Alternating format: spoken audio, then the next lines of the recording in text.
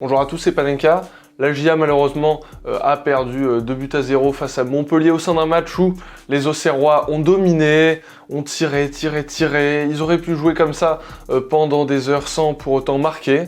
C'est parti pour un nouveau débrief. Tchouf. Le premier point, c'est tout simplement que ce débrief va être court et qu'en soi, on se répète de semaine en semaine et les choses n'évoluent pas. Les défauts que la GIA a montrés aujourd'hui, ce sont les mêmes défauts qu'elle a montrés les semaines passées. Le contenu face à un Montpellier diminué, on rappelle, il manquait Cazerie, il manquait Wai, il manquait du monde. Le contenu, il est bon, t'as des occasions, tu montres de l'allant offensif.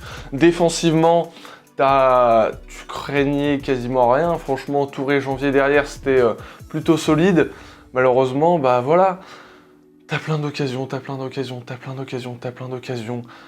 Nyang qui a une occasion, Autrette qui en a, Dacosta qui a un face-à-face, t'as le poteau de Touré, tu touches 2 fois les montants encore une fois dans ce match-là, t'as un Lecomte en face qui était exceptionnel et bah, malheureusement, à force de ne pas marquer, tu t'exposes tout simplement à des contre-attaques ou au fait tout simplement de prendre un but, et ce qui a été le cas. Alors, est-ce qu'il y a faute ou pas sur Dacosta? La poussette est quand même légère, alors de là à annuler le but, je ne pense pas, mais voilà, en fait, là on regrette derrière de prendre ce but, on peut se dire oui, la défense, machin, mais tu ne marques pas, tu proposes un bon match avec un bon contenu. Le score, en fait, il ne reflète pas la physionomie du match, il ne reflète pas le contenu du match, en tout cas côté Auxerrois, où on a vu une équipe dominer, tirer, mais qui, à l'image du penalty raté par Birama Touré en fin de match, aurait pu jouer pendant des heures, mais sans pour autant réussir à marquer. C'est une situation qui commence vraiment à devenir difficile pour les Auxerrois, tout simplement parce que la GIA compte désormais 5 points de retard sur le premier non relégable. C'est la 6e défaite consécutive, si je ne me trompe pas. Ça commence à faire beaucoup. On ne marque plus dans le jeu. Franchement, ce soir, t'as les occasions. De toute façon, ça sert à rien de revenir dessus, mais tu ne marques pas. Et c'est vraiment ça qui te coûte les 3 points aujourd'hui et qui te coûte même le match nul. Parce que si tu ouvres le score derrière, la physionomie n'est pas la même. T'aurais pas pris un deuxième but parce que tes défenseurs sont partis à l'abordage. Là, vraiment, c'est le fait de ne pas marquer. Parce que, pour moi, sur ce match-là, la GIA a quasiment tout bien fait. Parce que on a des joueurs qui certes restent limités, mais franchement, tu proposes un jeu plutôt sympa, tu te crées des grosses opportunités, mais franchement, tu défendais plutôt bien parce que Radou, il a concédé, il me semble, on concède 2 ou 3 tirs cadrés, mais franchement, on ne concède pas de frappe.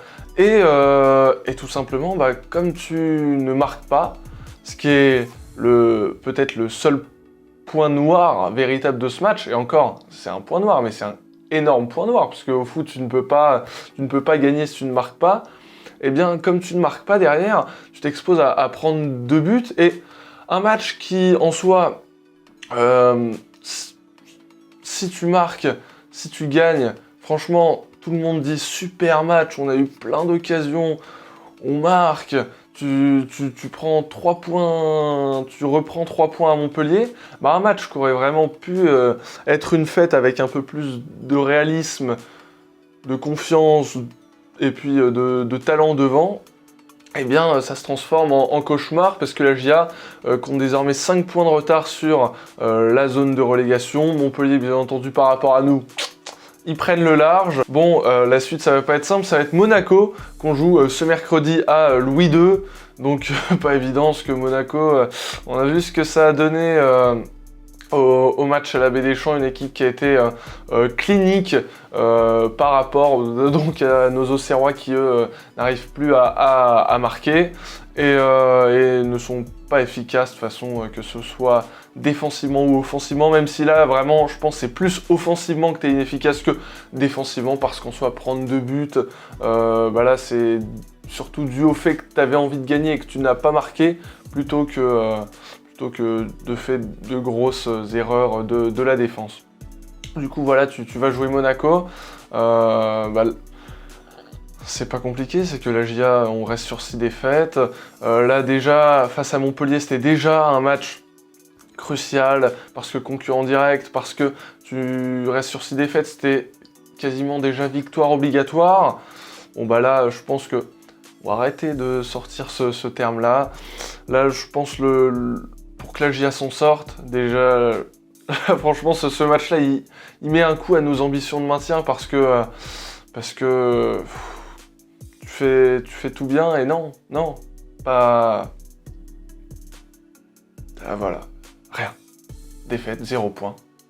Et je pense que pour que la GIA s'en sorte, bah tout simplement, va falloir que des joueurs peut-être devant reprennent confiance parce que le face-à-face raté d'Acosta, alors je pense que c'est pas un excellent finisseur à la base, ça, de toute façon, on le savait, mais je pense aussi qu'il y a un vrai manque de confiance.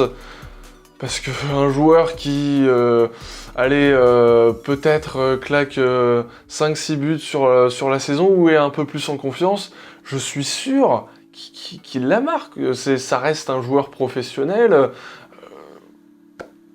C'est dans ses cordes, normalement, de pouvoir marquer ce type d'action-là. Pareil pour Touré, Niang. Pas trop de chance parce que franchement Lecomte il fait un super barré et puis bon après sa tête qui passe au-dessus, voilà c'est comme ça. Même Mati je suis sûr qu'en Ligue 2 il la cadre au moins, mais bon c'est comme ça, hein. De toute façon c'est quand t'es 18ème, quand t'es 19ème, quand tu t'arrives plus à marquer, commence à jouer dans les têtes et on sait que le football se joue beaucoup dans les têtes et là-dessus, alors bien sûr on a nos joueurs qui sont peut-être limités techniquement, limités... dans l'efficacité, dans tout ce que vous voulez, mais je pense aussi que ça commence à jouer, donc reprendre de la confiance, parce que ça passera forcément pas par ça, parce que si tu reprends pas de confiance, c'est pas compliqué, on l'a vu face à Montpellier, tu ne prendras pas de points, et puis moi je le dis, hein, James, s'il y a moyen, tu signes un petit chèque, on dit pas non, parce que là, on va peut-être avoir besoin... d'un attaquant, en tout cas d'un offensif qui devant soit capable de marquer, un peu de talent, un peu de finition là pour devant mettre un peu au fond. On a vu qu'eux, ils avaient Mavididi qui pas de but depuis 1 an. Eh bien, je l'avais cité dans les joueurs dangereux, entre guillemets, côté montpelliérain, lors d'une interview que j'ai donnée à un média qui s'appelle Allez Payade, et effectivement, bah voilà, pas marqué depuis 1 an, il nous plante 2 buts, et il a été assez réaliste, voilà, c'est ce qui nous manque, nous, c'est ça. Donc James, s'il y a moyen qu'on recrute un ailier, peut-être un buteur, mais en tout cas quelqu'un qui soit capable de finir, ça serait pas mal. Parce que voilà, hein, c'est ça le problème de l'attaque auxerroise, puisque devant, t'as Niang, point d'appui, t'arrives quand même à construire des occasions, mais t'as aucun joueur en confiance qui arrive à marquer. C'est le défaut de la GIA, et puis voilà, de toute façon... je pense qu'il n'y a pas grand chose à dire en plus. Sur ce, c'était Panenka GIA. N'hésitez pas à commenter la vidéo en me donnant votre avis sur la rencontre. Et puis, pour vous, quelles sont les solutions pour que la GIA, par exemple, aille mieux. Vous pouvez également donc aller voir les 2 dernières vidéos que j'ai sorties. André Truffaut, André Trichot. L'un est accordéoniste et donc raconte un petit peu l'histoire du morceau Allez GIA. Et puis l'autre est un ancien ailier et buteur de la GIA en seconde division dans les années 70-80. Et donc c'est plutôt intéressant d'aller écouter ça. Ces petites vidéos, c'est plein d'anecdotes. Bah voilà, je vous donne rendez-vous très bientôt pour un nouveau débrief. On espère quand même une issue un petit peu... plus positive ce mercredi qu'une défaite face à Monaco, à Louis II, même si on sait que ça sera compliqué. Sur ce, donc, c'était Panenka GIA. Abonnez-vous, likez, partagez. Allez à GIA. Tchuss. Pour ne rien manquer de l'actu à GIA, abonnez-vous à Panenka.